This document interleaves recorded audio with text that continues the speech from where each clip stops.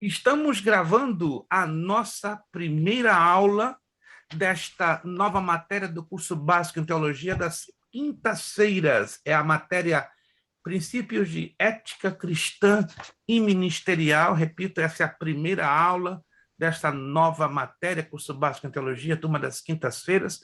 Hoje é quinta-feira, 6 de outubro de 2022, quinta-feira, 6 de outubro de 2022. Agradecemos a Deus pela presença dos nossos varões valorosos, irmão Kleber, irmão Fábio e irmão Wince, né, que não vou entrar aqui em detalhes, já falamos em off, né, já estamos gravando, né? Ele está com uma cobertura por uma razão santa, mas vamos deixar isso quieto, porque vai ficar uma divulgação muito ampla desse mistério, né? Nós aqui, os homens, sabemos desse mistério. E conosco está a nossa irmã Isabelle Spotmeira, regressando à boa casa do Pai no estudo da Santa e Gloriosa Palavra. Bom, antes de mais nada, vamos aqui fazer algumas perguntinhas para refrescar a mente dos irmãos como introdução desta matéria. Alguns de vocês já ouviram em algum lugar, lendo através de ministrações, pregações, vídeos, o significado da palavra ética? Veja bem, não se preocupe se você vai errar, porque estamos aqui é para juntos aprendermos, tá? Eu gostaria de ter a ideia, se alguns de vocês têm uma leve ideia.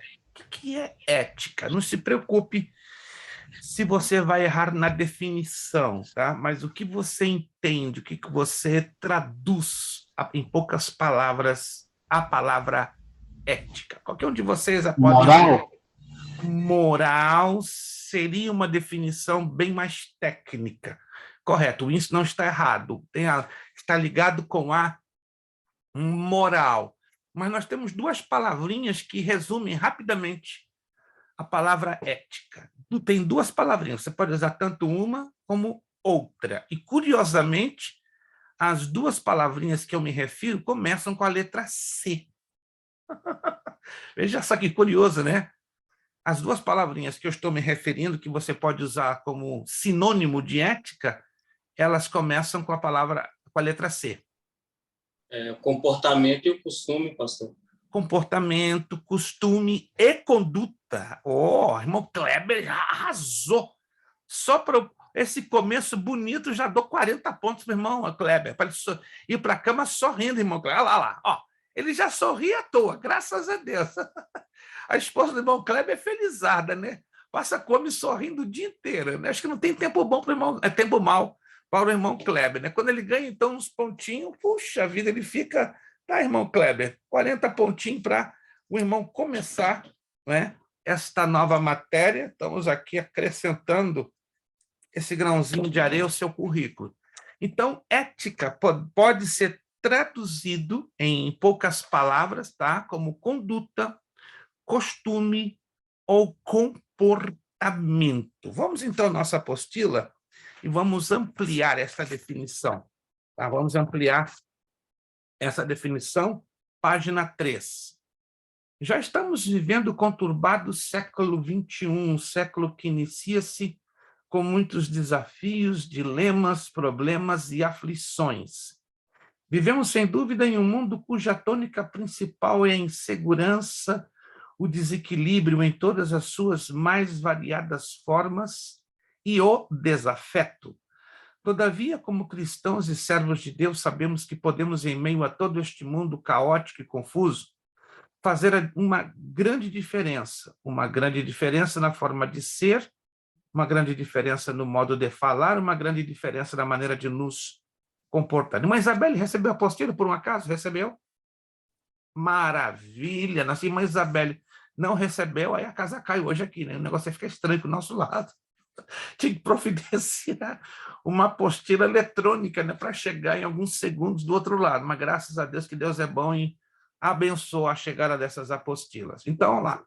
Como obreiros do Senhor da Seara, tá, esta diferença deve ser mais acentuada pelo que refletimos a identidade e o caráter do servo dos servos Jesus Cristo. E nossa sincera oração é que estas singelas linhas que se seguem possam despertar a cada um de nós a possuir e a viver uma vida espiritual e ministerial mais abundante e próxima, à semelhança do precioso e irrepreensível exemplo que Cristo nos deixou, conforme Colossenses 4:1, 1 de João 2:6. Que ele nos ajude a exercitar, está chegando atrasadinho nossa irmã Jaqueline, que nos ajude a exercitar uma ética que cative e atraia poderosamente aos que nos cercam para a sua eterna glória. Ali nossa irmã Jaqueline batalhando com a conexão dela. Boa noite, irmã Jaqueline, paz do Senhor. Boa noite. Nossa, eu não estava conseguindo entrar no computador, o código estava dando erro, aí por fim eu entrei aqui no telefone. Mas ok, mas infelizmente essas coisinhas acontecem, né? Comigo, a minha conexão ficou bloqueada meia hora e fui hackeada nesse meio tempo, mas amém. Nossa Deus, amém. Mas amém, mas assim, essas coisas, infelizmente, se tratando de internet, a gente, por mais que a gente se prepare, não tem jeito, a gente sofre surpresa. Mas agradeçamos o seu esforço, né? E esperamos que na próxima aula tudo corra bem, a senhora consiga entrar no computador a tempo. Vamos lá.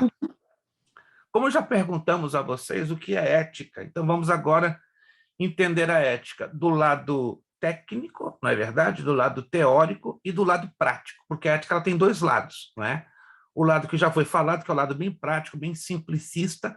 Para quem não conhece, desculpe, está aí nossa irmã Jaqueline Zerbinato, né? É um nome diferente, Zerbinato, é coisa de italiano, né? É coisa de gente grande, né? Nós somos pequenininhos, para nós que estamos pequenininhos. Quantos de nós damos as boas-vindas para a nossa irmã Jaqueline Zerbinato? Quantos de nós? Isso, ela já esteve também estudando conosco um tempo, por circunstâncias de trabalho e várias situações, ela teve que se ausentar, semelhante à nossa irmã Isabelle, mas aí voltaram as duas, graças a Deus, né? Não são cheque borrachudo que vai e volta, mas elas voltaram. Graças a Deus. E a nossa oração que fiquem firmes, né? Que estamos em oração para as nossas irmãs, para que possam começar e se manter, que é o mais importante, né? Não é só começar mais, é se manter, que eu entendo que é um grande desafio nesse país. Mas vamos lá. O que é ética? A palavra provém de um termo grego, ethos, que quer dizer costume, uso. A ética é empregada no mesmo sentido que a moral. Este termo no latim é mos, significando usos ou modais. Ambas são consideradas sobre um duplo aspecto: da ciência teórica dos fatos e das atitudes individuais e coletivas, as quais pressupõem ou devem ser subordinados a regras de conduta subjetivas, objetivamente obrigatórias. E da ciência normativa, ou dessas mesmas regras de conduta articuladas em um sistema de prescrições em vigência ou imperativas em um determinado meio social. Vamos traduzir em miúdos, em fatos práticos, essas definições técnicas. Cada nação, cada país, cada estado, cada província, que são partes que constituem uma nação, dependendo da nação, não é? Como, por exemplo, o nosso Brasil, ele é dividido em estados, como também aqui nos Estados Unidos é dividido em estados. Já tem países da América Latina que são divididos em províncias, como a Argentina, como o Equador, já outros países divididos em departamentos. Mas não importa a divisão administrativa. No momento que existe essa divisão administrativa, queira ou não, também existe uma divisão cultural. Não é? Como, por exemplo, vamos para o nosso Brasil. Temos lá no Nordeste, né? Lá no Ceará, uma cultura típica do estado do Ceará. Mesmo no Nordeste, temos ali no Maranhão outra cultura completamente diferente e típica. Descendo para o Sudeste, São Paulo é um estado da região Sudeste, tem um sotaque, tem uma cultura bem diferente de Minas Gerais, né, que possui mais de 400 municípios, tem sua própria cultura, seu sotaque, e indo para o sul do Brasil, pior a coisa, parece a Europa, né? Paraná, Santa Catarina, Rio Grande do Sul, nem parece o Brasil, né? É uma identidade tipicamente europeia, né? O Paraná, Santa Catarina, Rio Grande do Sul foram povoados, né? Receberam uma massa de imigrantes portugueses, italianos, alemães, russos, ucranianos e poloneses. Aonde eu quero chegar com isso? A cultura, queiramos ou não, ela determina muito na questão da ética, dos costumes. O que é ético, digamos, para um gaúcho, ainda está no Brasil, não é ético para um carioca, no Rio de Janeiro. O que é ético para alguém do Amazonas pode não ser ético para um capixaba, para o habitante do estado do Espírito Santo. E pode, mesmo dentro de um mesmo país, falando o mesmo idioma, o português, podem criar sérios conflitos, não é, de convivência. Não sei se vocês estão acompanhando na mídia, deixa eu puxar a minha garrafa d'água, que está um pouquinho longe. Isto. E sem a minha garrafa d'água eu fico com problemas. Eu não sei se vocês estão acompanhando na mídia um enorme, mas enorme problema que aconteceu há poucos dias atrás ali no Irã. E é um problema tão estranho, que é um problema regional, cultural, mas ganhou propagação internacional, ou seja, vazou na mídia e está correndo o planeta inteiro e está havendo sérios protestos. Creio que vocês estão acompanhando, né? Uma menina de 22 anos de idade, ali no Irã, por não usar o véu, aquele véu que cobre praticamente todo o rosto, só deixa o olho de fora, ela decidiu não usá-lo em praça pública ou em um local público. Aí veio a polícia, a polícia religiosa dos ayatolás, né, do islamismo, e deu uma coça na menina, mas deu a ponto de matá-la. Então, ela foi morta. E isso gerou uma onda de protestos em todo o planeta Terra. Inclusive, existem atrizes, pessoas da alta sociedade na Europa, na França, até mesmo numa reunião da União Europeia, representante do Irã, publicamente pegou uma tesoura e cortou uma parte do seu cabelo. Quem chegou a acompanhar essa reportagem? Alguém de vocês? Só irmão Kleber? Uau! Eu estou mencionando isso porque é um aspecto da cultura do Irã. É normal no Irã a mulher cobrir todo o rosto, ficar de olho de fora, né? Ela usa aquele véu, chama-se burca. A burca é normal que as mulheres iranianas elas ocultam, escondam todo o seu rosto, só ficando os olhos de fora, certo? E essa menina, 22 anos de idade, cheia de vida, bonita, fisicamente falando, que vimos fotos, ela decidiu, se cansou, não, peraí, eu sou jovem, o que é isso? Eu vou ficar igual uma velha embrulhada. E foi o suficiente da polícia dos ayatolás, que a encontraram em uma praça pública e deram uma coça, uma surra nela e foram muito agressivos a ponto de que ela veio a falecer. Mas lembre-se, é uma situação cultural, ético para o Irã. Mas para mim, para você, isso não faz sentido. Ou faz? Não faz. O uso de uma mulher usar uma burca, um véu que tape todo o seu rosto a ponto de só ficar os dois olhos de fora. Trazendo para o meio evangélico, existe também um código de ética que não é determinado por nós, seres humanos, senão pela própria palavra de Deus. Ainda que existam algumas confusões e generalizações, dependendo do país e até mesmo da denominação, no que tange à correta ou não correta interpretação da palavra de Deus. Continuando aqui na apostila, ética também parte da filosofia, que estuda os valores morais e os princípios ideais da conduta humana. É o conjunto de princípios morais que devem ser observados no desenvolvimento ou exercício de uma profissão ou atividade. Que interessante isso aqui. Enfim, é a parte da ciência da filosofia, também conhecida por moral, a qual estuda os costumes e estabelece as regras do bem viver ou do dar-se bem, segundo a lei natural. Um exemplo prático disso é o Código de Ética Profissional, que estabelece os deveres de um advogado ou de um médico no exercício de sua nobre missão. Embora, olha o detalhezinho aqui, embora, à luz da verdade, saibamos que em todas as esferas humanas conhecidas, há reiteradas e constantes quebras desses procedimentos éticos. Entre os médicos existe um código de ética. Entre os advogados existe um código de ética. Mas vamos olhar para o Brasil, estamos falando da nossa cultura, do nosso povo, e não é falar mal, vamos trabalhar com realidades. Qual é a área da sociedade brasileira aonde você acredita, ou você está vendo, que a ética é descaradamente quebrada 24 horas por dia, 7 dias por semana, 30 dias por mês, 365 dias por ano? Vamos lá, se vocês têm uma bolinha de cristal, não é muito difícil, não.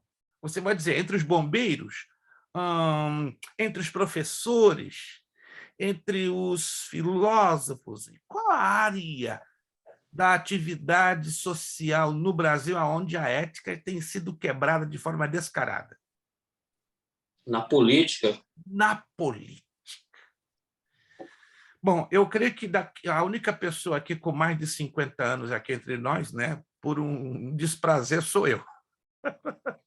O resto aqui está tudo abaixo de 50, né? Eu tenho 63, 63, não tem vergonha, não. É que diz meu filho, pai, esconde um pouco a sua idade. Eu escondo a minha idade. Se eu chegar a 70, 75, 80, eu vou ter alegria de dizer, oh, gente, tem 75, né?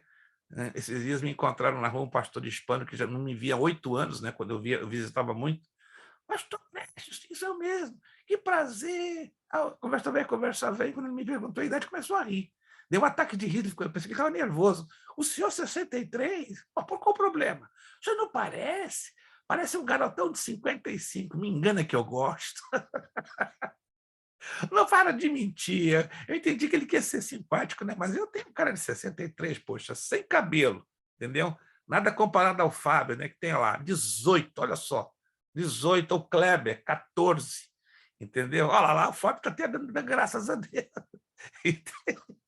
Mas interessante isso aqui, porque a questão da política, tristemente, eu me refiro à questão que eu sou um pouco mais velho que vocês, que nos anos 60, 70, 80, e me corrija se eu estou muito errado, até os anos 90, o nome político era alguém que inspirava muito respeito. Alguém já chegou a fazer uma pesquisa? Um político nos anos 60, 70, 80 e 90 era uma pessoa de respeito, era uma pessoa, uau, chegou o vereador, chegou o deputado, chegou o senador. Mas e hoje?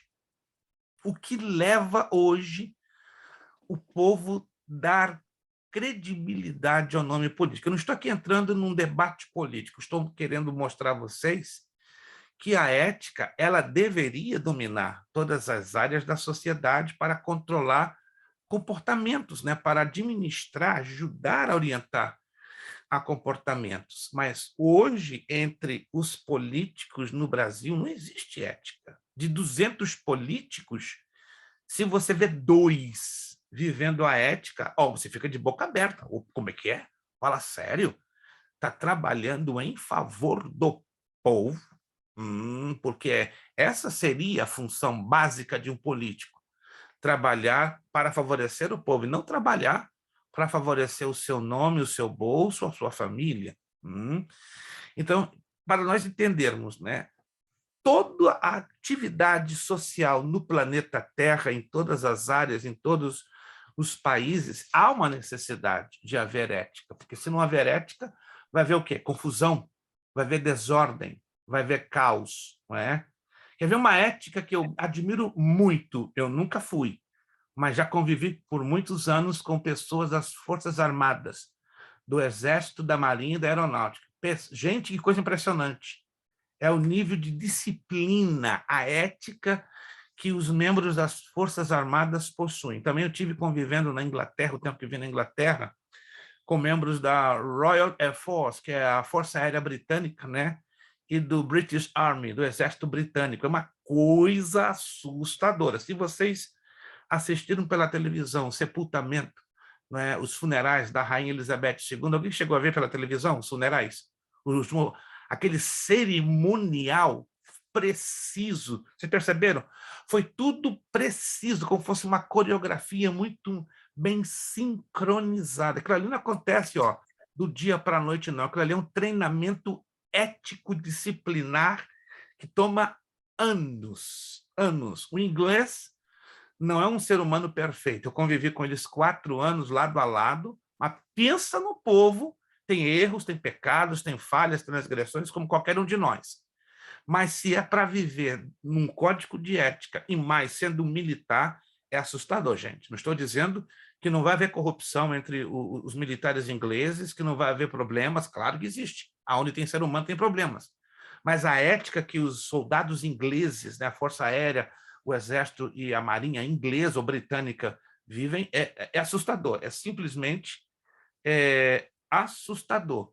Fábio aqui está me perguntando se a ética está ligada com valores. 100%, Fábio. 100% ligado. E essa é a parte que mais me preocupa.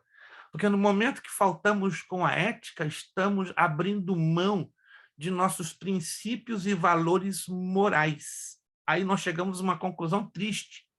Se no Brasil os políticos não vivem ética, então eles abriram mão há muito tempo dos seus princípios e valores morais, ou seja, aprenderam em casa uma coisa, mas o dinheiro, a fama e o poder os corrompeu. Abraham Lincoln, já ouviram falar de Abraham Lincoln? Quem já ouviu falar de Abraham Lincoln?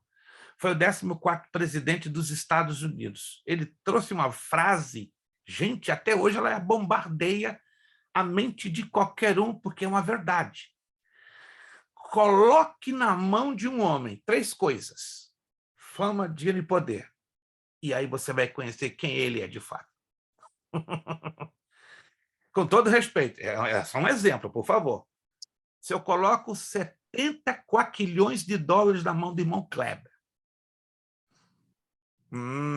ele, opa, 70 quaquilhões, é muito dinheiro, irmão Kleber. Irmão Kleber, não tenta nem pensar. A cabeça não encaixa tantos números. 70 quaquilhões são 70 com 28 números ao lado. 28 zeros. 70 quaquilhões. Aí dá o irmão Kleber mais conhecido do que Instagram no mundo inteiro. Tá todo mundo aplaudindo o irmão Kleber. E tem poder para fazer o que bem entender. Se ele não tiver convicção dos seus princípios e valores, é fácil, irmão Kleber. Isso aqui é um exemplo, tá bom? O irmão vai se corromper em pouco tempo. Por causa do quê? Do dinheiro, da fama, que do nada, do anonimato, todo mundo conhece agora Kleber da Silva. Esse é o cara, o homem do Instagram, está bombando no Instagram, está bombando no Twitter, está bombando no Facebook, até saiu em nota de $1. Tiraram o rosto do George Washington e colocaram o rosto. Já pensou, irmão Kleber, na nota de $1? Meu Deus, até a esposa dele vai dizer: Klebinho, você ficou famoso do dia para a noite. Que negócio é esse? Até na igreja que ele se congrega, do pastor Rafael, até o pastor Rafael baixar a cabeça e dizer: Kleber, eu não sabia que você tinha tanto café no bule. Aí o irmão Kleber, se não se cuidar, sabe que ele fica? Ó, inchadão. Eu sou o cara. Mas, sendo ele, se for de fato um servo de Deus, ele vai entender que aquele dinheiro, aquela fama, aquele poder não são nada para ele. É tudo passageiro. E esse é o detalhe, que se temos valores morais, não importa que coloque a nossa mão 70 quaquilhões de dólares, não importa o quanto eu seja famoso e o quanto eu tenha poder, aquilo não vai me mudar. Ô, irmã Jaqueline, que boneca é essa? Saiu de que livro? Saiu de que livro essa boneca? Jesus, está aqui minha boneca. Não, mas ela saiu de algum livro. Meu Deus, misericórdia. Me diz o livro que eu quero comprar, irmã. Saiu de algum livro. Isso aí não é um ser humano, não. Fala sério. Que é isso? Nós temos que conversar. Só tem que me mandar um endereço para encontrar um livro. De onde tirar essa boneca? Meu Deus. Quantos entenderam, irmãos, que a ética também está ligada a valores morais? Quantos estão entendendo? Agora vamos ir mais a fundo dentro da vida evangélica. Assim que, diante de tudo isso, a ética cristã, agora estamos falando de ética cristã, É o conjunto dos princípios que devem ser observados na vida cristã e que oferecem sentido ao comportamento dos elementos, indivíduos ou participantes, dentro da própria comunidade a qual uma pessoa pertence. Escute essa. Vale a pena lembrar que a ética cristã tem como base os princípios comportamentais estabelecidos pelas Sagradas Escrituras. Exemplos práticos. O livro de Provérbios, as palavras do Senhor Jesus, as instruções do apóstolo Paulo a diversas igrejas e etc. Em outras palavras, existem essas fontes da Bíblia que nos mostram que ali temos o conjunto de regras de comportamento que nós cristãos devemos viver. Agora, deixa eu perguntar a vocês. Valendo 50 aí, vamos ver. Irmão Kleber já arrancou com 40. Ele pode, ele está no paro. De repente, ele pega mais 50 aí e vocês vão ficar vendo navios. Jesus, dentro dos 4 evangelhos, presta atenção na pergunta. Jesus, dentro dos 4 evangelhos, quais são os 4 evangelhos? Só para começar a conversa. Vamos lá. Quais são os 4 evangelhos? Pode abrir o seu áudio, porque eu fechei para vedar o som. Mateus, Marcos, Lucas e João. Mateus, o quê? Marcos, Lucas e João. Isto, maravilha, já encontramos. Dos 4 evangelhos, Jesus ocupa 2 capítulos de um evangelho e ali ele estabelece o mais maravilhoso código de ética que não lemos em nenhum outro lugar da Bíblia. Toda a Bíblia está cheia de códigos de ética, isso a gente tem que admitir. Mas Jesus, quando está ali, nos 4 evangelhos, um deles tem 2 capítulos. E esses 2 capítulos, da boca do próprio Jesus, nos traz o mais completo código de ética nunca antes encontrado na Bíblia. Qual é este evangelho e quais são os capítulos? São apenas 2 capítulos que o próprio Jesus usa para, vamos dizer assim, desenvolver todo esse código de ética. Vamos lá. Alguém se lembra? Primeiro você me diz o evangelho e depois quais são os 2 capítulos. Pastor, é Mateus? Mateus, maravilha. O Kleber hoje está querendo ficar famoso. Ele vai ficar famoso, vai pegar 50. Agora me diz os 2 capítulos que Jesus escreve ali, o mais completo código de ética, que não existe em nenhum outro lugar na Bíblia. São 2 capítulos, apenas. Quais são? Creio 5 e o 6, pastor. Jesus da glória! Ô, Kleber, o que está acontecendo, Kleber? Já sei, a unção está grande. Quem é o culpado? Pastor Rafael. 50, Kleber. Meu Jesus! O coração agora quase deu uma volta aqui na orelha. Que é isso? Mais 50? Rapaz, se continuar assim, vai ficar em 100. Gente, já sei, a unção está no bonézinho do irmão Kleber. Fábio, vai lá em Uster, pede emprestado esse bonézinho, depois reparte com o índice. Aí vocês vão ver a diferença. É o único, olha. O índice ficou tão inspirado, né, com o irmão Kleber, né, todo o tempo vendo o irmão Kleber com um chapeuzinho. Peraí, vou fazer um negócio bonito aqui que vou deixar todo mundo para trás. Aí vem o índice, coloca, né, aquela touca que ganha do Kleber. Não, ganha não, vocês estão empatados, tá bom? Anotaram aí? Mateus capítulos 5 e 6. Meu Deus! Ali está o Sermão da Montanha e a oração do Pai Nosso. Que coisa linda. Parabéns, irmão Kleber. O irmão Kleber está direitinho, está lendo, está estudando, está na unção do boné. Perdão, do boné não. Está na unção que o Senhor Jesus tem trazido. Que coisa linda. Anotou aí? Mateus capítulos 5 e 6. São os 2 capítulos que possuem o mais completo código de ética nunca antes encontrado na Bíblia. Claro, de parte do Senhor Jesus. Isso é maravilhoso. Vamos lá, então, entender isso aqui. Depois nós temos o livro de Provérbios, que é outro código de ética maravilhoso. Quantos capítulos? Vocês se lembram? Tem o livro de Provérbios. Quantos capítulos? Eu esqueci, deu um branco, ó. De eu tanto beber essa água aqui, lavou a minha mente. Sério? Alguém pode me ajudar?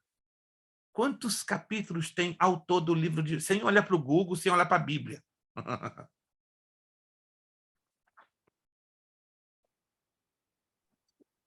Você quer saber quantos capítulos tem o livro de Provérbios? Todo ele, exato. 31 capítulos. 31. E quem é o seu principal autor? Salomão. O principal autor é Salomão, mas além de Salomão, tivemos o rei Agur, rei Lemuel e vários outros. Então, Provérbios, 31 capítulos, tá? 75% do livro de Provérbios tem autoria como Salomão. E é outro importante código de ética. O terceiro maior código de ética que encontramos na Bíblia são as cartas de Paulo. Quantas cartas Paulo escreveu? Vocês se lembram? Ou já leram, ou já estudaram? 10 só, Fábio? Faz isso comigo. Ah, o Fábio esqueceu ali, ó. Ele fez assim, ó. Vocês viram? O Fábio é fantástico, né? Acho que ele aprendeu a linguagem dos mudos. Ó, 13.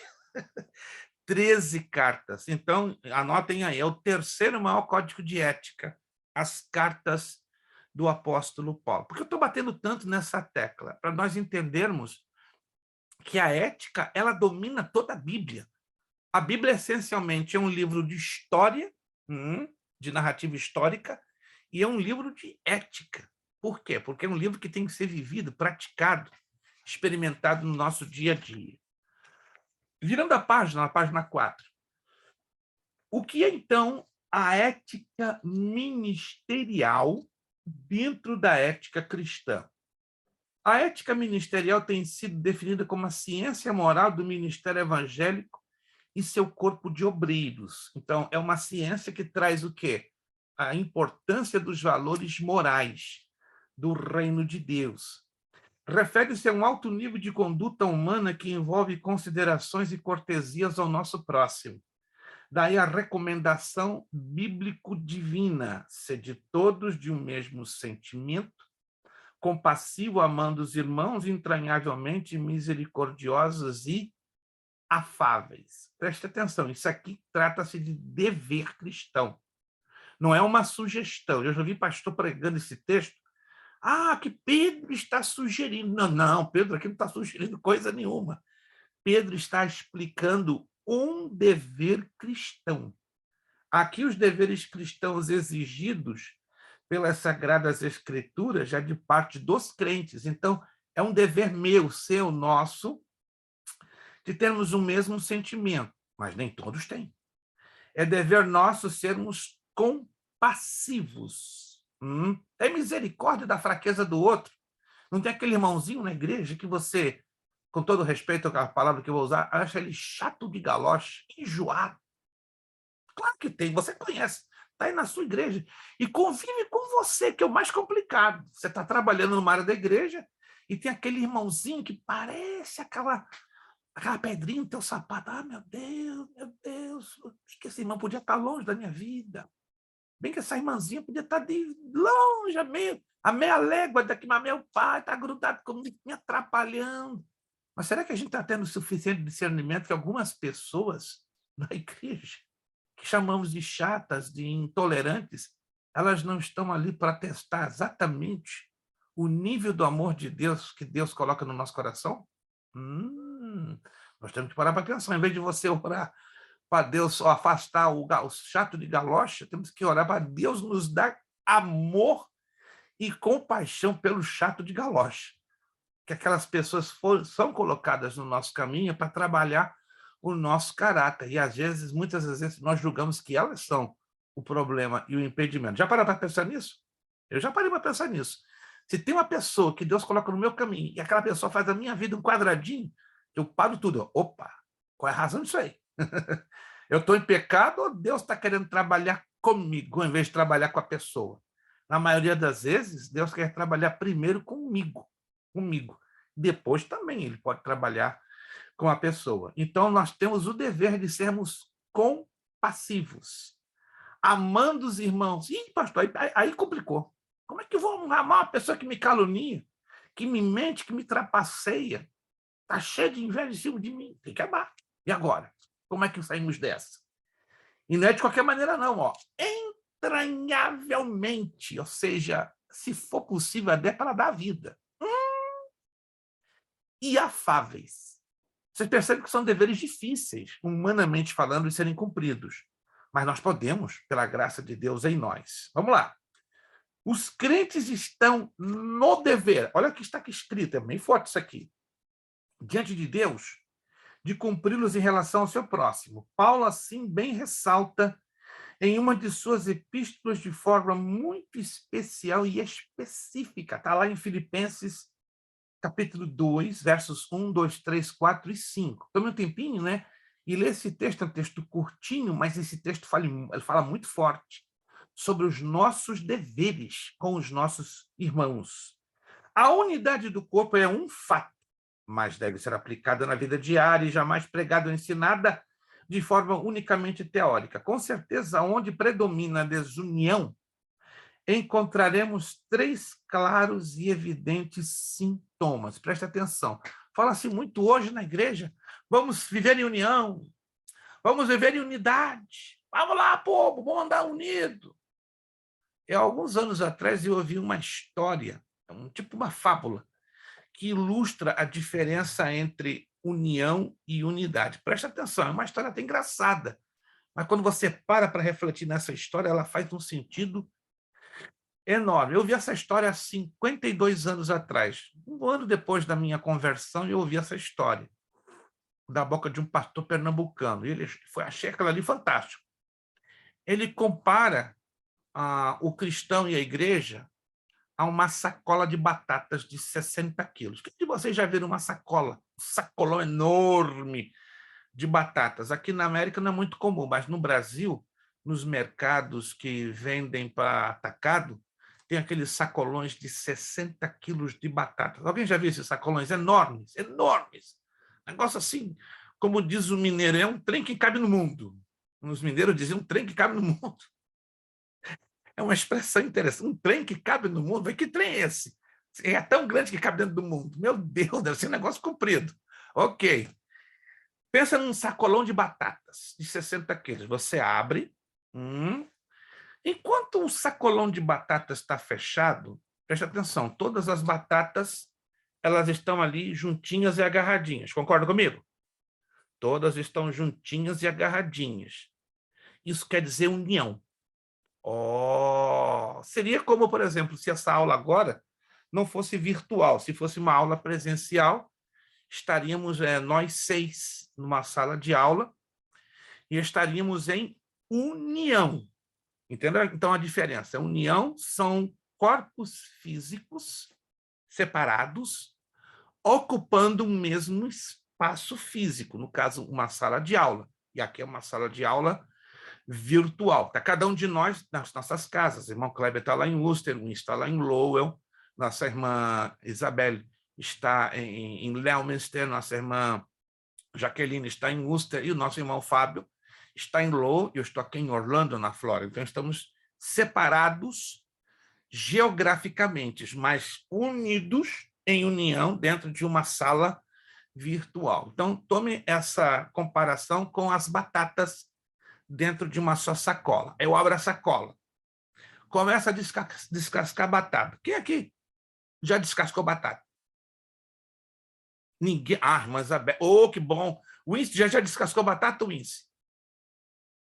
Eu pensei que o Wince não descascou batata. Se o Wince não descascou batata, na próxima vez que eu... eu vou em Lowell agora no final do mês, eu ia ter um conselho, uma conversinha com a irmã Vanessa. Olha, o Wince, em sala de aula, confessou, irmã, ele nunca descascou batata, mas o Wince se livrou dessa hoje, graças a Deus.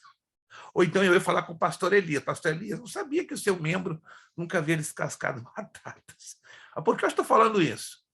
Geralmente, quando descascamos a batata, para que ela possa ser usada, cozida, frita, ou o purê de batatas.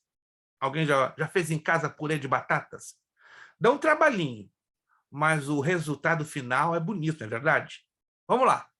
Vamos imaginar, então, 50 batatas. pequenas, grandes, médias, machucadinhas, lisinhas, são diferentes. Mas quando você descasca e vai quebrando, cortando e esmagando, elas viram o quê? Um purê, uma massa só.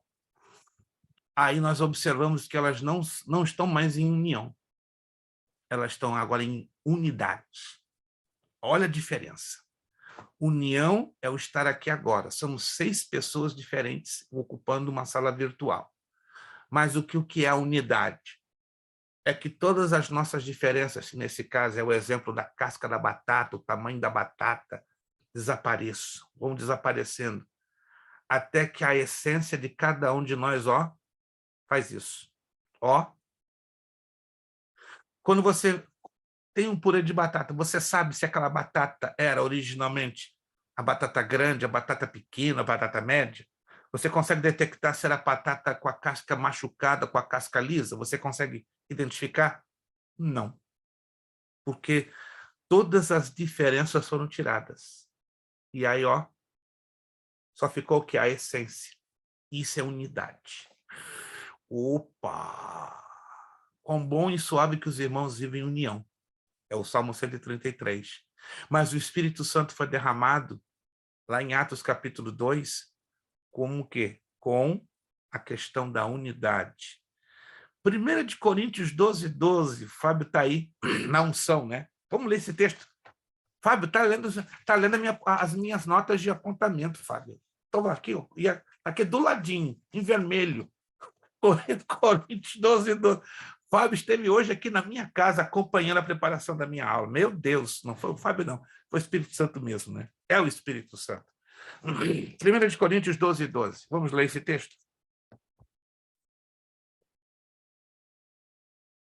Porque assim como o corpo é um e temos muitos membros, todos os membros, sendo muitos, são um só corpo. Assim é Cristo também. Como é difícil a unidade, gente. Porque somos diferentes. A união é fácil. Eu encho um estádio de futebol, coloco lá 3.000 crentes. Mas quantos dos 3.000 crentes estão em unidade? Estar em união é fácil, mas em unidade é complicado, difícil. Por isso, é um dos fatores que hoje atrapalha a realização de milagres nas nossas igrejas.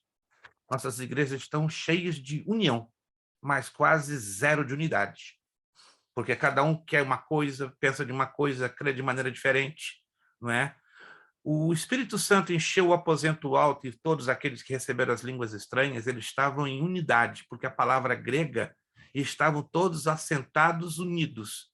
A palavra grega é homonsumadon, ou seja, estavam com o mesmo pensamento, o mesmo sentimento, o mesmo propósito. Estavam todos querendo o quê? A presença sobrenatural de Deus, o Espírito Santo, nas suas vidas, né? Então, a unidade ela é muito mais importante do que a união. Então, quando predomina a desunião, nem a desunidade, a desunião, olha o que acontece na igreja. Contenda, carnalidade, jogo de poder. Não sei se você já viu isso acontecer ou na sua igreja ou em alguma outra igreja que você tenha tido uma certa convivência.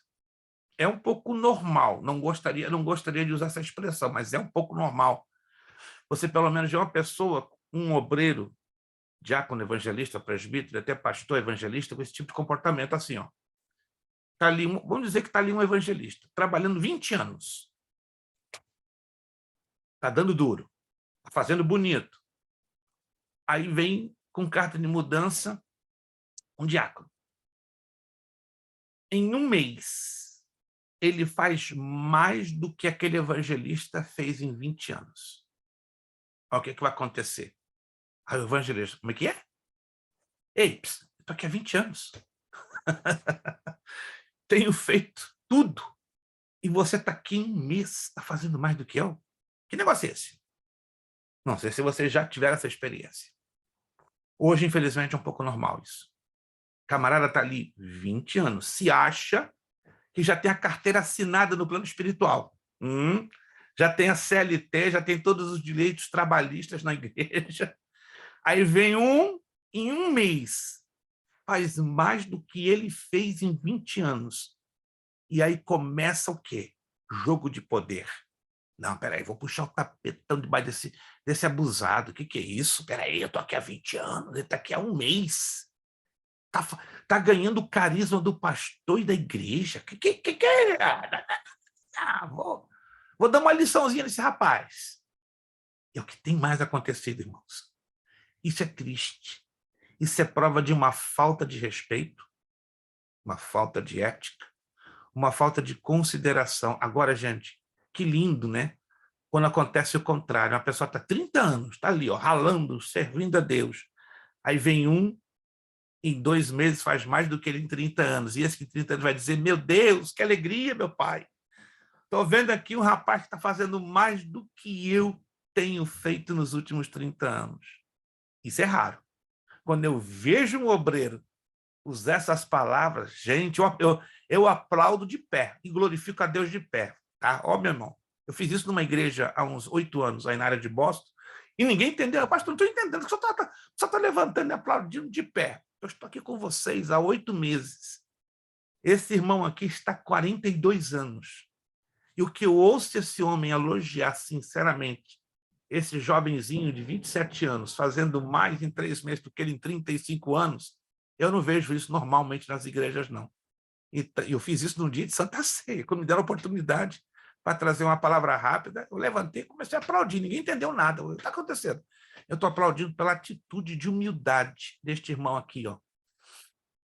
35 anos, e volta e meia ele está elogiando o irmão fulano que está aqui há 2 meses, que está fazendo mais do que ele nos últimos... Isso é bonito, gente, é reconhecer o valor que o outro tem. Não importa que ele chegou ali em 2 meses, está fazendo mais do que ele em 35 anos. O que importa é Deus que está operando na vida da pessoa.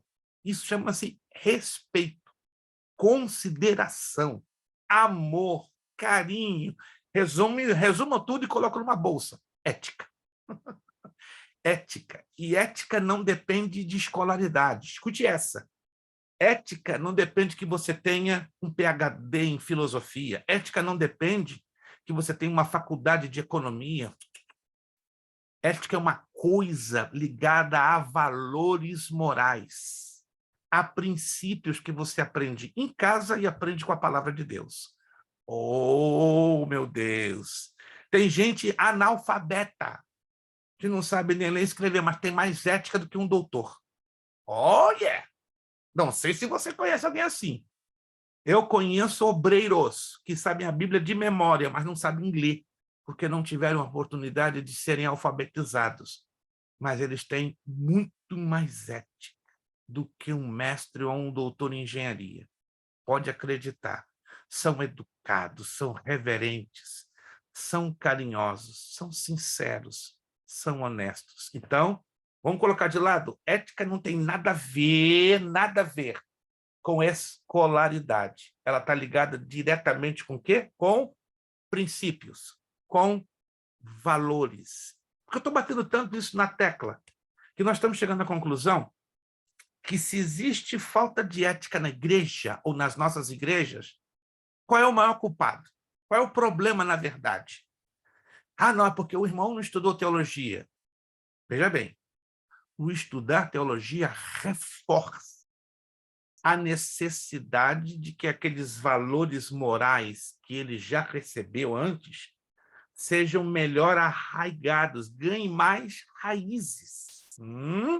Porque ele vai entrar o quê? Na profundidade da palavra de Deus. Ele não pode ter tido, digamos, a oportunidade para crescer na escolaridade, mas ele pode crescer o quê? Na graça e no conhecimento e, consequentemente, mudar o seu padrão de ética. Ou seja, a Bíblia tem um poder maravilhoso de mudar comportamentos. Não temos dúvida, continuando aqui, que dentro desse cenário apresentado, onde vemos contenda, carnalidade e jogo de poder apresentado, a falta de ética completa. Vale a pena lembrar que no jogo do poder os envolvidos esperam obter maior e melhor posição de autoridade e prestígio, em detrimento dos interesses de terceiros. Irmãos, a falta de ética hoje, não entenda isso como uma crítica da minha parte, não estamos aqui criticando, estamos trazendo fatos. A falta de ética é tão grande hoje nas igrejas, você percebe isso quando ocorre o que? Uma festividade na sua igreja. Não sei se acontece isso na sua igreja. Se não acontece, levanta a mão para o céu e agradece. Mas em algumas igrejas, eu não falo isso como crítica, são fatos, tá? Tanto que eu não estou citando nomes e nem vou citar nomes por falta de ética. Mas em algumas igrejas, quando vem o aniversário da igreja, o aniversário do pastor, geralmente se usa essas datas festivas para fazer o quê? Separação de obreiros. Alguém já percebeu isso? Não sei se é um hábito na sua igreja, mas tem igrejas que se aproveitam dessas datas, né? Aniversário da igreja, aniversário do pastor da igreja, ou do ministério, e aí usam para separar obreiros. Quando chega 2 meses antes, em média, há um burburinho entre os obreiros. Pastor, estou aqui, pastor. Estou aqui, pastor. Eu sei que você está aí, meu irmão. Deus te abençoe. Estou, alô, eu estou aqui. Tem uns que não mandam mais recado, já vão direto. Pastor, eu estou há 35 anos aqui como diácono, e aí? E aí o que, meu irmão? Pastor, estou há 35 anos trabalhando nessa igreja como diácono. E aí, pastor? Tenho aí 2 meses o aniversário da igreja. Meu irmão, não estou te entendendo. Eu não mereço ser um evangelista? Está 35 anos, não mereço uma promoçãozinha, né? Por favor. Gente, esses irmãos, com todo respeito, nunca foram ensinados, ou se foram ensinados, se esqueceram que ministério não é cabide nem de trabalho, nem de promoção pessoal. Ministério é um chamado para servir. Não depende do nosso tempo de casa. Estão confundindo com a vida secular. Eu estou trabalhando há 40 anos numa fábrica, tudo bem. 40 anos não são 40 dias e nem 40 meses. Então, dá o direito ao empregado de dizer, patrão, faltei algum dia nesses 40 anos? Não. Falei alguma coisa nos 40 anos? Não. Tenho sido fiel para o senhor? Tenho. E por que não um aumento? E por que não uma promoçãozinha? E é diferente. Mas na obra de Deus não funciona assim. E muitos confundem a obra de Deus como uma escadinha de promoção social. Olha o que diz aqui adiante. A unidade, portanto, é algo essencial para o bem-estar da igreja. Quando as divisões se tornam mais evidentes que a unidade cristã transgride-se abertamente ao que Deus estabeleceu e ordenou. Alguém abra lá, por favor, a carta de Tiago, capítulo 4, verso 17. Quem achar primeiro, pode abrir o áudio e ler o texto em voz alta. Carta a Tiago, capítulo 4, verso 17. Seria interessante que pudéssemos memorizar esse texto, né? Tê-lo de memória. Muito importante. Carta a Tiago, capítulo 4, verso 17. É curtinho. Então, dá de sobra para você memorizar esse texto. Vamos lá. Aquele, pois, que sabe fazer o bem e não o faz, comete pecado. Aquele que sabe fazer o bem e não o faz, comete o quê? Comete o quê? Pecado. Isso é perigoso. Estamos juntos aqui aprendendo princípios de ética cristã e ministerial. Estamos nos esforçando a guardar a palavra. Aí vai lá na frente, acontece um negócio que vai exigir você, como cristão, a cumprir a palavra que está sendo pregada ou ensinada. Mas decide, por razões pessoais, não cumpri-la. E aí? Será que Deus vai te dar um desconto? Pelo contrário. Lá na frente ele vai te dizer, negligente servo, eu não te disse? Aprendeu e não cumpriu, está pecando mais do que aquele que nunca aprendeu. Existe o chamado pecado por ignorância e o pecado por comissão. Por ignorância, muitos pecam, mas por comissão, muitos ainda mais pecam, que é quando se aprende e não se coloca em prática. Isso é super perigoso, que Deus nos ajude. Alguém, certa feita, e esse foi o pastor Billy Graham, há muitos anos, há quase 45 anos, ele, numa de suas pregações na Europa, tem um vídeo do YouTube, ele diz o seguinte: Satanás geralmente nos derruba em cima daquilo que mais ensinamos ou pregamos. Preste atenção. Isso é verdade, isso é uma grande verdade. Satanás nos derruba em cima daquilo que mais ensinamos ou pregamos. Se eu prego o ensino muito sobre fé, pode acreditar, o diabo vai tentar me derrubar em uma situação que envolva a minha fé diante de Deus. Se eu estou falando sobre salvação ou cura divina, escreve, o diabo vai usar uma situação para me derrubar dentro da temática de salvação ou cura divina. Em cima daquilo que mais ensinamos e pregamos, olho aberto. É ali onde o diabo vai nos tentar e tentar nos derrubar para envergonhar-nos. Se nós pregamos sobre ética, comportamento cristão, abramos os 4 olhos, porque geralmente é ali que o diabo vai colocar situaçõezinhas para nos tentar e nos fazer o quê? Transgredirmos. E nós não sermos mais os filhos da luz. Todos entenderam essa parte? Todos entenderam? Maravilha. O que é o ministério evangélico geral e local? Isso aqui é interessante, né? A Bíblia nos ensina como o ministério é visto de forma geral e local. Vamos lá, refrescar a memória. Qual é o sinônimo da palavra ministério? Isso é interessante, né? Porque a Bíblia fala de ministérios e tem coisas que acontecem na igreja que alguns líderes, eu não vou entrar nessa temática agora, né? Vai ser uma das últimas aulas de ética que a gente vai falar. Nem tudo que se diz ministério X, ministério B, ministério C na igreja tem apoio bíblico. Eu vou falar aqui algo que eu não quero ser polêmico, é só para você pensar. Existe em algum lugar na Bíblia, entenda bem, não estou falando isso como que eu seja contrário. Vamos juntos raciocinar. Não estou aqui me colocando opositor ao que eu vou falar e nem contrário. Mas tem uma coisa em algumas igrejas que eu fico pensando e me perguntando. Ministério de dança. Existe isso na Bíblia? Isso é uma coisa que eu tenho visto nos últimos 15 anos. Há 20 anos, há 25 anos, há 30 anos, há 40 anos, há 50 anos. Mas, pastor, isso é pecado? Não, não é pecado. Entenda-me bem. Mas é uma anomalia. Mas o que é anomalia? Anomalia é tudo aquilo que não está dentro de um contexto bíblico. Mas é pecado? Não é pecado.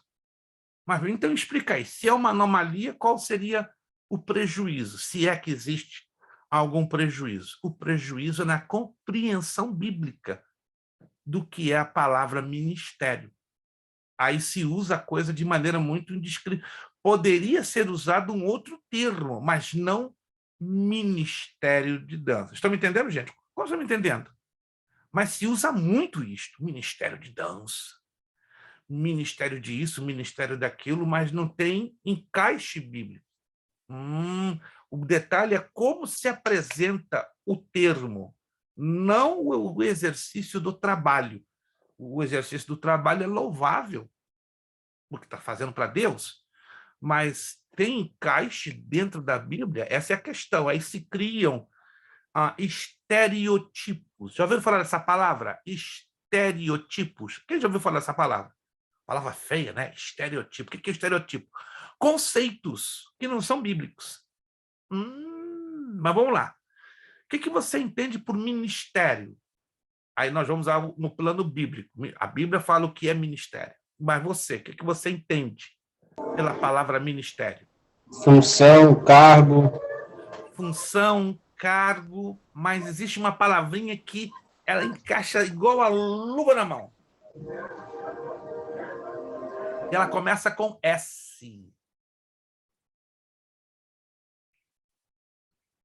ministério é igual a...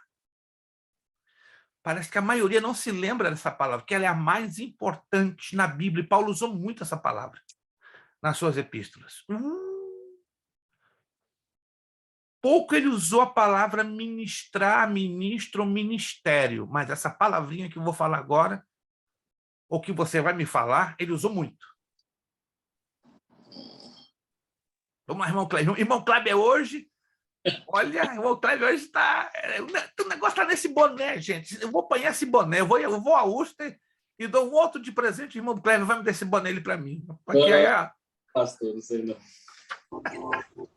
Vamos lá, irmão Kleber, solta. Eu acho que o irmão Kleber está escondendo o ouro hoje. Serra? Não. A palavra mais correta para ministério seria, anote aí, serviço.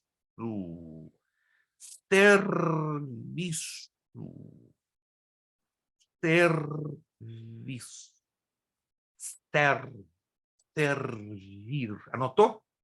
Ministério, no plano bíblico, é igual a serviço.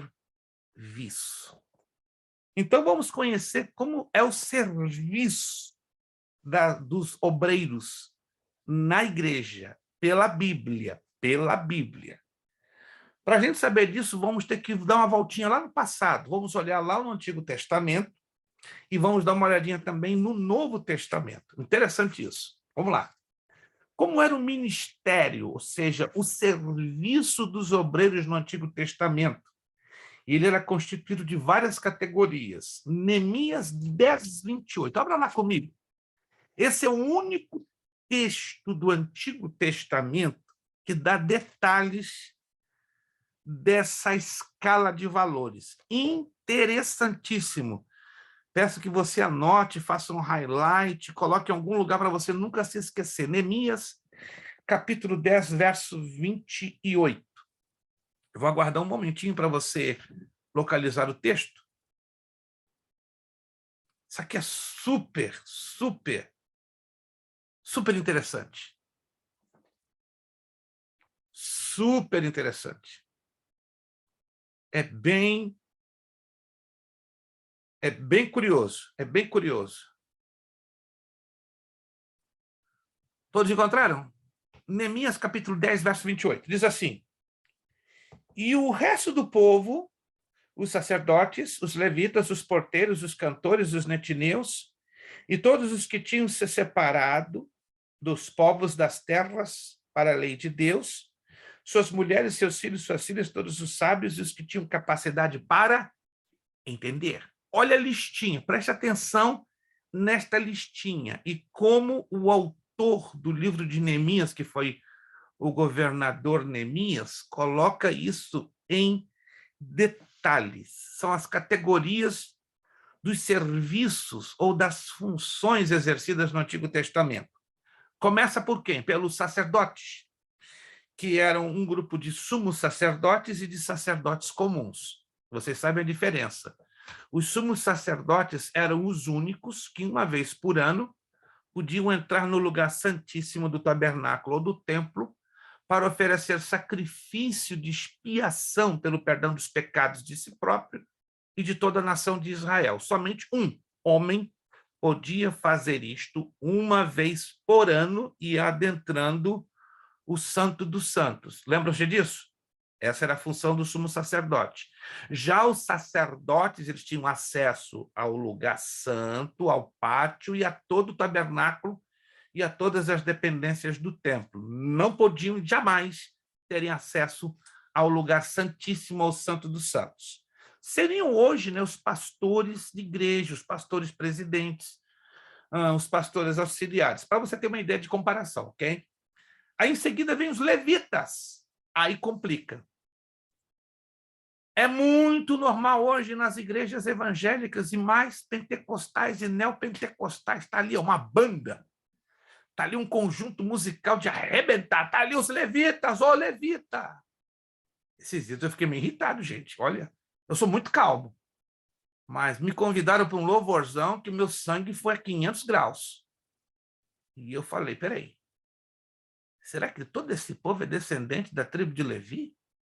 Aí eu fui perguntando ali, cara, a tua tribo é Levi? Hã?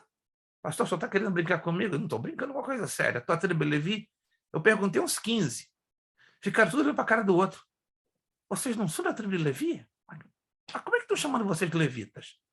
Não, isso aí começou com o nosso pastor. E aí eu fui carinhosamente ao pastor da igreja, né, que é o meu conhecido de quase 14 anos de América. Irmão, aí, cara, eu não sabia que esse povo era judeu. Não, irmão. Por quê?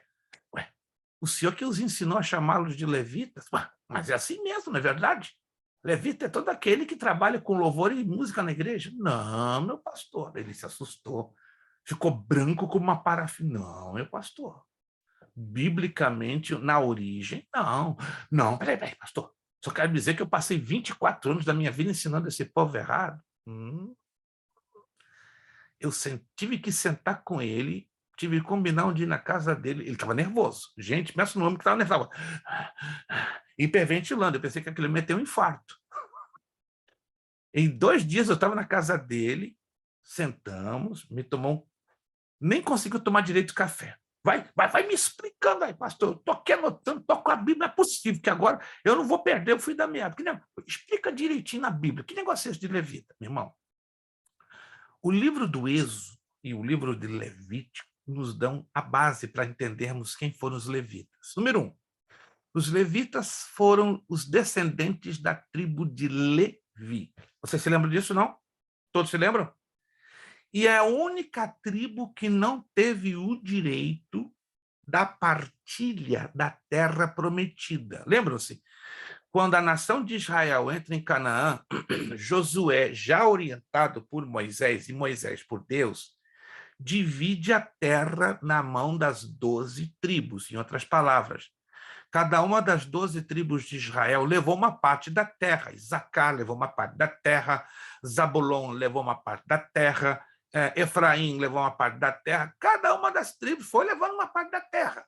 A única tribo, anote aí, que não teve direito a nenhuma porção de terra foi Levi. Por quê? O próprio Deus disse a Moisés: Levi é meu. A sua herança é o meu sacerdócio na vida deles. Anotou? Então, a tribo de Levi é a única tribo, por ordem do próprio Deus, que não herdaria uma gota de terra. E seria a única tribo que seria sustentada com um dos 5 dízimos. Opa! Então, a Bíblia nos ensina 5 tipos de dízimos? Sim, senhor, não vou entrar nesse pormenor agora. Vamos deixar lá para o finalzinho. E um desses dízimos era diretamente entregue para os levitas, porque era a forma de mantê-los sustentados. A outra forma que os levitas se sustentavam era toda a comida que vinha para dentro do templo ou do tabernáculo, era todinha dirigida para eles. É bem interessante a maneira como Deus separou os levitas para servir somente a ele. Vamos lá.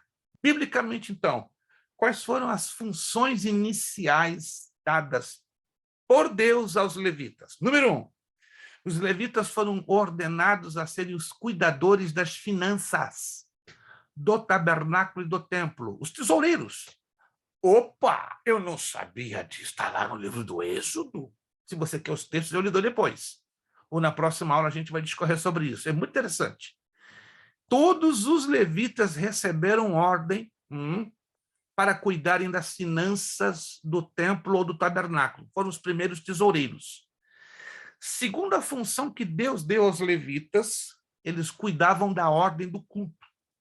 Tudo que se referia à organização, à liturgia do culto, estava nas mãos dos levitas. Os levitas tinham que organizar. Terceira função dos levitas, responsáveis pelo ensino do tabernáculo ou do templo. Então, eles são os primeiros ensinadores da Torá, da lei.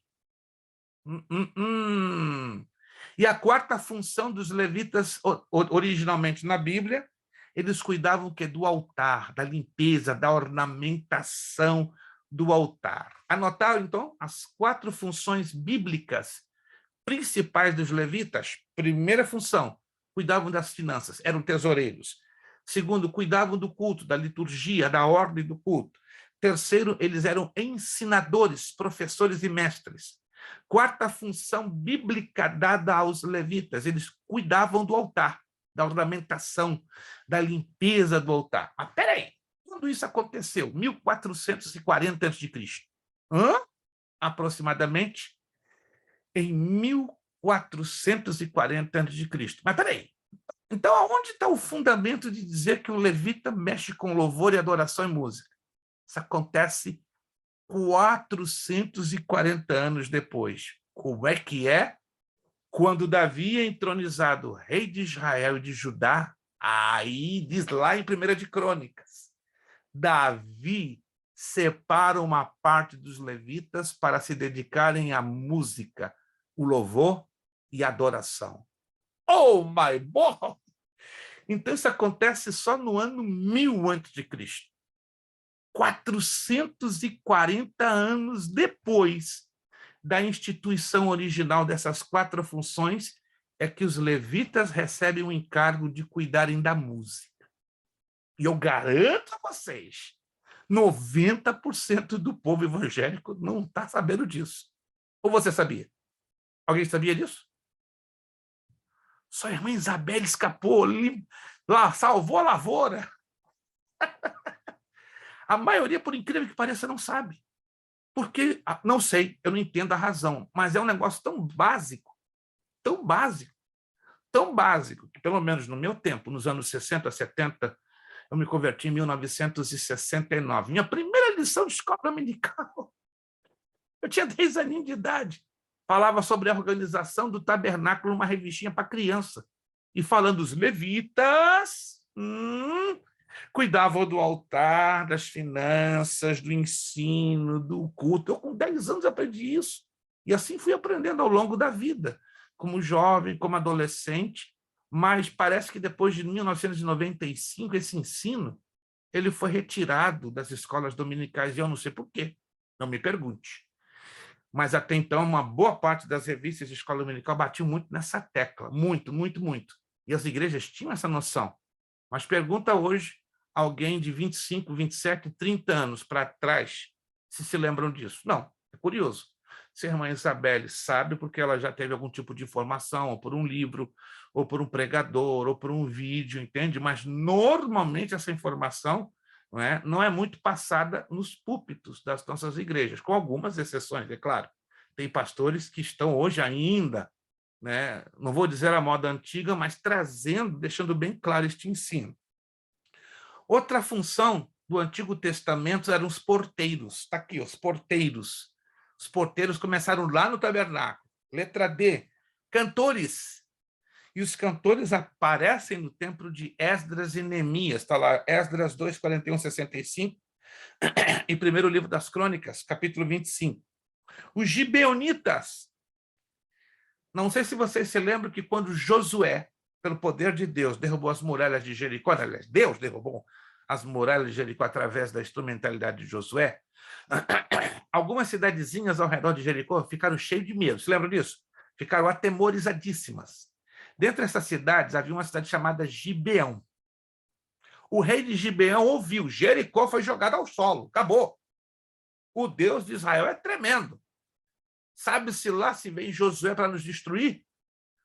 Aí os súditos de Gibeão, cheios de medo, perguntaram ao rei, rei, vamos lá e fazer um pacto de paz com Josué antes que eles nos arrebentem? Mas o rei teve uma péssima ideia. Vamos fazer melhor? Vamos fazer melhor? Vamos nos fingir de mendigos, vestir sacos, para que pensem que nós somos vítimas, somos pobretões. E vamos lá e vamos pedir proteção a Josué. Foram lá. Lembra-se disso? Quem se lembra? Foram lá, cheios de medo. Mentiram. Quem são vocês? Ah, nós somos pobrezinhos, pobretões, estamos aqui, tá, e tó. Aí Josué, ok, eu vou dar proteção para vocês. Mentira tem perna curta, concordam? Curtíssima. Lá na frente, Josué descobre a farsa. Vem cá, que negócio é esse? Vocês me enganaram. Você é rei de Gibeão. Está dando uma aí de pobretão, que negócio é esse? Josué ficou nervoso. Ó, só por causa disso, dessa mentira, a partir de hoje, vou dar proteção a vocês, sem problema nenhum. Mas vocês vão ser o quê? Vão ser o quê? Eles se tornaram servos dos israelitas. Mas qual foi a função que Josué colocou sobre eles? Alguém se lembra? Fecha essa aula com chave de ouro. Vamos lá. Qual foram as duas funções que Josué jogou em cima dos gibeonitas? Sei lá na Bíblia, por favor. Na Bíblia até eu, gente. É fácil demais. Ninguém ouviu falar disso? Ninguém ouviu uma mensagem, uma pregação sobre isso? Fábio, salva a pátria, Fábio. Wince, salva a pátria. Ninguém Não, eu salva. já ouvi muito, já li, mas agora essas duas funções aí não. Não vem à mente. Mão Kleber, salva a pátria. Limpa a honra dessa classe. Ô, papai do céu. Então, a unção não está no boné, não. Está na cabeça mesmo do irmão Kleber. Irmã Isabelle, eu tenho certeza que ela sabe. Ela está assim, ó. Já conheço um pouquinho a irmã Isabelle. Quando ela coloca o olhar dela para cima, porque a máquina aqui dentro está funcionando. Mas se o Alan estivesse aí do lado, o Alan, o esposo dela é maravilhoso, dá uma soprada assim, ó. Já vem na hora. Tchum! Oh, meu Deus, traz o irmão Alan, Senhor, de volta. Como é bonito ver os dois juntos, né? Quando a irmã Isabelle não funciona assim, trazer a memória, o Alan, tchum, vem na hora, coisa maravilhosa. Eu e minha esposa estudamos vários anos juntos, né? Só está o passarinho ali do lado da irmã Isabelle, né? Que não é encarnação do Alan, não, por favor. Não estão se lembrando? Anotem aí. Rachadores de lenha e carregadores de água. Lembraram? Lembraram agora? Os gibeonitas ganharam essa função para todo sempre. Então, quando você entrava ali no arraial de Israel e se via alguém carregando água e rachando lenha, quem eram? Gibeonitas. Anotaram? Rachadores de lenha e carregadores de água. 8 minutos, terminamos a nossa aula de hoje. Aí vieram os netineus. Os netineus eram serventes do templo, auxiliares dos levitas. Dantes, algumas atividades eram exercidas pelos midianitas, as quais Moisés, olha só interessante, transferiu para os levitas, para que cuidasse da proteção do tabernáculo. Então, os midianitas, eles cuidavam do tabernáculo. Nisso, depois ele transfere essa função para os levitas e, finalmente, os levitas ganham o quê? Auxiliares. E esses auxiliares foram os netineus. Está ali em Números 31, 47 e Esdras 2, 43, 58. Faz-se importante lembrar que no Antigo Testamento o ofício sacerdotal ou ministerial era centralizado no Templo de Jerusalém. Então, todo o ofício, todo o trabalho do ministério do Antigo Testamento estava onde? No templo. Dantes também uma parte no tabernáculo. Com exceção dos profetas e levitas, que também realizavam viagens, sendo que os primeiros proclamavam a palavra de Deus e os segundos ensinavam a palavra de Deus. A função do profeta e do sacerdote, elas tinham uma certa semelhança. Queria que vocês, não sei se vocês se lembram, escutem. O trabalho dos profetas e sacerdotes, elas tinham uma semelhança de trabalho em relação a Deus e ao povo. Vou repetir. O trabalho, a função dos profetas e dos levitas tinha uma semelhança entre si em relação a Deus e ao povo, só que trabalhavam no sentido contrário. Alguém se lembra? Como se trabalhavam os profetas e os sacerdotes na relação Deus e povo? Alguém se lembra? Não? Preste atenção. Os profetas do Antigo Testamento, traziam Deus ao povo. Eles recebiam revelação, a mensagem, a palavra de Deus, e levava Deus ao povo. O sacerdote, sentido contrário. O sacerdote levava ao povo a Deus. Anotou? Profeta trazia Deus ao povo. Anotou? Esse era o trabalho do profeta, trazer Deus ao povo. Sacerdote, levar o povo a Deus. Vamos lá. Qual era o trabalho do profeta? Rapidinho, abre o áudio e me responde. Trabalho do profeta. Trazer Deus ao povo. Trazer Deus ao povo. E o trabalho do sacerdote? O contrário. Qual era? Povo a Deus. Levar o povo a Deus. Anote isso aqui, é interessantíssimo, tem tudo a ver com a ética que nós estamos estudando. Mas, em particular, os levitas trabalhavam um pouco diferente em relação aos sacerdotes. Os profetas, como acabamos de falar, eles proclamavam a palavra de Deus, recebiam de Deus e levavam para o povo. Já os levitas ensinavam a palavra de Deus. Nem era trabalho do sacerdote. O sacerdote, ele fazia o quê? A intercessão do povo perante Deus. Mas quem ensinava a palavra ao povo eram quem? Os levitas. Para fechar a aula de hoje, virando a página. Ministério no Novo Testamento. Nós não vamos entrar aqui em detalhes, vamos mencionar as hierarquias. O ministério no Novo Testamento, por sua vez, tem características muito bem marcantes e definidas se compararmos com o Antigo Testamento, havendo obreiros que claramente pertencem ao ministério geral e outros que pertencem ao ministério local. Então, o Novo Testamento muda um pouco de figura. Por quê? Porque agora é o Espírito Santo que está na Terra, representando o Pai e o Filho. Estamos agora na nova aliança. E daí o sistema de serviço a Deus muda. Bem diferente em relação ao Antigo Testamento, que era na base dos sacerdotes e dos levitas. Agora não temos mais, no Novo Testamento, sacerdotes e levitas. Só para os judeus, que até hoje não creem e não têm recebido a Jesus como Messias. Muito bem. Só para a gente ilustrar alguma coisa rápida, que a gente não vai poder entrar nos detalhes agora, senão na próxima aula. Biblicamente, dentro do Novo Testamento, só existem estas hierarquias. Deixa eu deixar claro. Hierarquia está ligado com ofício, com título. Nada que ver com função. Alô? Função se trata de dom ministerial, se trata de chamado. Já a hierarquia é um título. Tem pessoas que são diáconos no título, no ofício, na hierarquia, mas podem ser evangelistas na função, no chamado. É o que muito se confunde hoje com a questão dos apóstolos. Existem apóstolos nos dias de hoje? Sim e não. Como é que é esse negócio? Existem no chamado e no dom ministerial, mas não existem no título, na hierarquia. O último apóstolo, hierarquicamente falando, no ofício, no título, foi João na ilha de Patmos. Depois dele, acabou. Mas e hoje?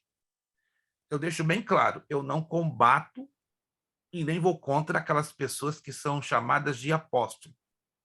Respeito, e por ética tenho que respeitar. Mas quando me perguntam, tem base bíblica hoje o apóstolo como título, como hierarquia, como ofício? Não. E a gente vai explicar isso na próxima aula.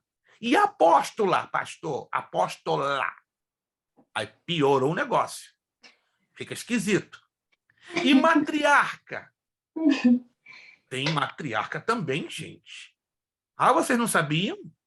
Tem uma igreja de um determinado indivíduo, cujo nome eu vou falar na próxima aula, não é falta de ética, que não se contentou ser chamado apóstolo. Ele foi pastor, depois ele achou que pastor era muito, muito pequenino para ele. Não.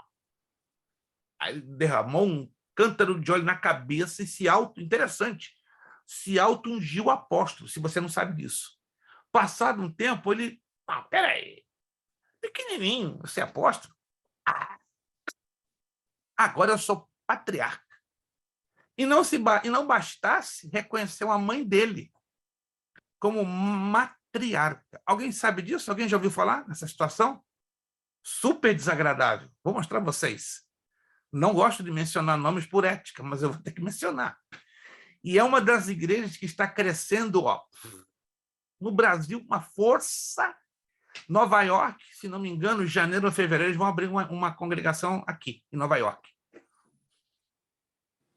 Aí vai ser uma onda de ordenação de patriarcas, de matriarcas, e já estão até ventilando a possibilidade de levantar semideuses, serafinas, serafins e querubins. Isso não é piada não, gente.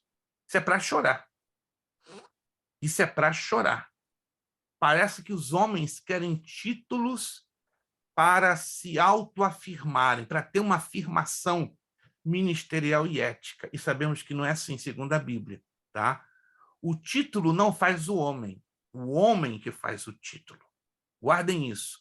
Nenhum título, por mais bonito e atraente que seja, vai fazer de nenhum de nós, nem do irmão Kleber, nem de mim, nem do Fábio, nem de um de nós, melhores ou mais espirituais.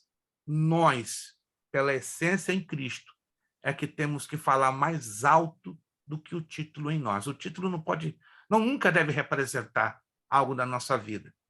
Há um tempo atrás, um pastor hispano, né, ficou meses me pedindo perdão. Desculpa, meu irmão. Por quê? Eu lhe chamei de pastor. Como assim? Já 3 vezes ele foi pregando na minha igreja, eu tinha que chamar de pastor, eu chamei de servo. Meu irmão, fica tranquilo. Eu não esquento a cabeça. Se você me chamar de servo, estou no lucro. Ele olhou assim, assustado. Não, mas aqui na minha igreja veio um fulano, profeta Juan. Profeta Juan, aqui entre os hispanos tem esse negócio, né? De profeta Juan, apóstolo Juan, entende? Mensageiro. Irmão, tranquilo. Não é o título que faz o homem é que faz o título. Então, na próxima aula, nós vamos falar dessas hierarquias, tá? Pastores, evangelistas, presbíteros, diáconos, auxiliares. E para terminar a aula, e bispo, pastor, é bíblico? É. Curiosamente, é bíblico. Olha só. Então, se você conhece alguém que tem o título de bispo, está na Bíblia, e bispa, aí complica. Bispa complica, gente. Parece que tudo que é jogado para o feminino não tem contexto bíblico. Nós temos que trabalhar. E pastora? Eita, aí vamos devagar. Aí vamos devagar também. Vamos devagar. Mas isso é muito importante nós olharmos o que tem contextualização bíblica e o que não tem. E nem sempre o que não tem contexto bíblico, ou base bíblica, deixa de ser um pecado. Nem tudo que tem base bíblica podemos afirmar que é algo pecaminoso. Não é. É uma anomalia, compreendem? É um desvio da trajetória bíblica, do foco bíblico. Mas hoje em dia, infelizmente, tem sido algo um tanto normal. Certo, gente? Paramos por aqui, passamos um pouquinho do horário. Alguma dúvida? Ficou tudo bem claro? Ou tem alguma pergunta, alguma dúvida no ar? Não vai para casa com dúvida não, que é igual a cupim. Incomoda, corrói, aí você chega na próxima aula assim, cambaleando dos lados. Aí não vale a pena. Ok. Na próxima aula, com exceção da nossa irmã Isabelle e da nossa irmã Jaqueline, no finalzinho teremos a nossa provinha de hermenêutica e exegese, né? Que hoje, devido a um probleminha que tivemos, não foi possível, né? Ficamos hackeados, deletaram os nossos arquivos, mas na próxima semana, na próxima aula, já vou ter que tomar todas as medidas necessárias para que algo dessa natureza volte a se repetir.